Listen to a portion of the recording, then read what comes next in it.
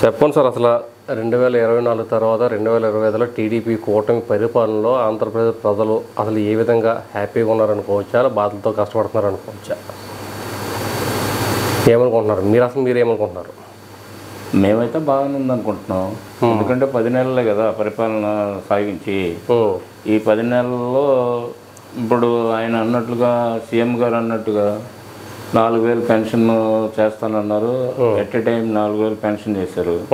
అలాగే మే నుంచి 3 నెలలు కల్పిస్తున్నారు. అన్నమాట ప్రకారం 7,000 ఇచ్చేశారు. ఇప్పుడు టెన్షన్గా ప్రతి నెల ఉదయాన్నే 4,000 పెన్షన్ ఇస్తున్నారు. మరి సంతోషమే కదా ప్రజలకి.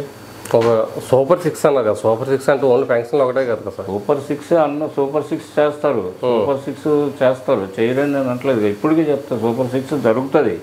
అంటే ఇప్పటికి బట్ జరుగుతుంది. ఎందుకంటే ఇప్పుడు గత ప్రభుత్వంలో ఏం జరిగిందో అనేది మీ అందరికీ తెలుసు, ప్రజలందరికీ తెలుసు.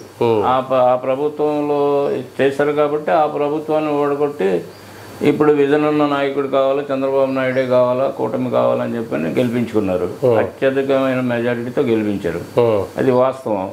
అంటే ఆయన మీద నమ్మకం.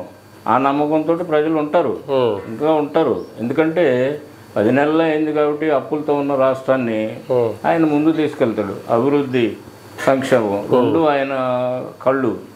అది ఏది కూడా ఆయన వదిలిపెట్టాడు. ఆయన మీద నమ్మకం ఉంది, ఖచ్చితంగా చేస్తారు. కాకపోతే ఈ ఒక పక్క వాళ్ళు చేసిన అప్పులకి వడ్డీ కట్టుకుంటూ, అసలు కట్టుకుంటూ నిదానంగా తీసుకొస్తారని ప్రజలు కూడా ఆ విధంగానే చెప్తున్నారు. ఆయన ఎక్కడ మీటింగ్కి వెళ్ళినా కానీ ఆయన ఫస్ట్ చెప్పే మాట ఏంటంటే, రాష్ట్రం ఈ విధంగా గత ప్రభుత్వంలో అప్పుల పాలైపోయి ఉన్నది, దాన్ని సరి చేసుకుని నేను ఒక్కోటి మీకు ఇస్తున్నాను ప్రతి మీటింగ్లో చెప్తున్నాడు ఆయన.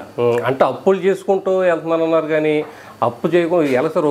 అంటే ఈ పథకాలన్నీ అప్పులు చేసుకుంటూ వెళ్తే ఆంధ్రప్రదేశ్ అప్పులు మయమైపోతుంది. పథకాలన్నీ అప్పులు చేశాను అనలేదు కదా ఆయన. అనలేదు, కానీ అప్పు చేయి మళ్ళీ ఇంకో పథకాన్ని చేయాలని, మళ్ళీ అప్పు చేయడానికి ఎవరు ఒప్పిస్తారని చూస్తున్నామని చెప్పి మాట్లాడడం జరిగింది. ఇది కామన్గా రొటీన్లో పరిపాలనలో జరిగే విధానం ప్రకారం జరుగుతుంది. పరిపాలన విధానంలో ఎన్ని కామన్, అప్పు తీసుకోవటం చేయటం కామన్. కాకపోతే తీసుకొచ్చిన అప్పుని దాన్ని ప్రజలకు సద్వినియోగం చేయాలి.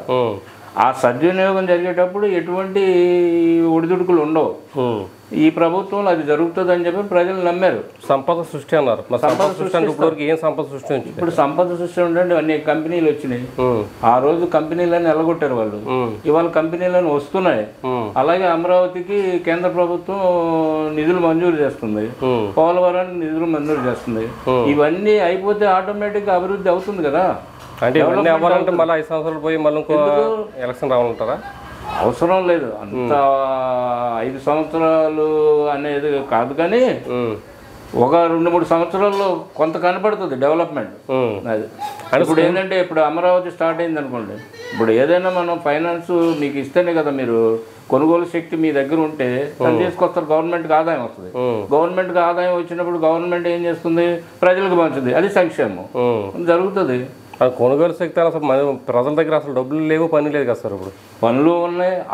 ఆ ప్రభుత్వంలో అప్పుడు భవన కార్మికులకి పని ఉండేది కాదు. అంటే ఇసుక దొరక్క, ఇసుకని బ్లాక్ చేయటం వలన ఈ ప్రభుత్వం వచ్చినాక ఉచిత ఇసుక ఇస్తున్నాం,